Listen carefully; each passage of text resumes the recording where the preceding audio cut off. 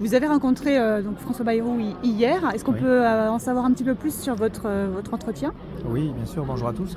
Hier, comme président du groupe Lyot à l'Assemblée nationale, j'ai été invité par le Premier ministre pour échanger sur la question du 8, lundi, puisque le Premier ministre a demandé à l'Assemblée nationale la confiance. C'est-à-dire, est-ce qu'on vote pour soutenir sa démarche ou contre, ou est-ce qu'on s'abstient? Alors j'ai pu lui dire, au nom de mon groupe, qu'on regrettait la démarche et la forme de demander la confiance, c'est-à-dire c'est tout ou rien.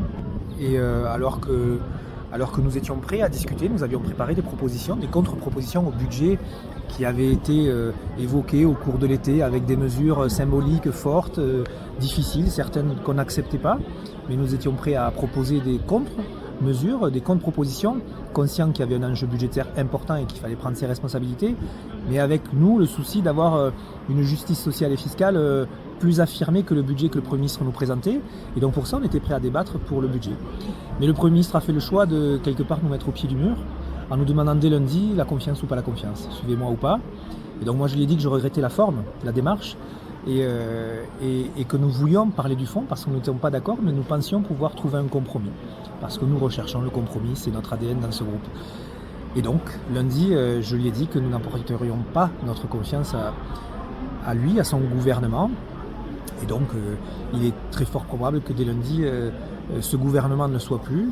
Et c'est pour ça que dès hier après-midi, en sortant de Matignon et ensuite à l'Assemblée nationale, j'ai appelé l'ensemble des groupes de l'arc républicain à travailler pour essayer de trouver une solution pour donner de la stabilité au pays, aux Françaises et aux Français, des institutions, en attendant la grande échéance présidentielle qui rend tout le monde fou et qui permettra de donner un nouveau projet à notre société française. Mais en attendant, il faut de la stabilité et c'était l'objet de ce rendez-vous. Pronostic pour la suite?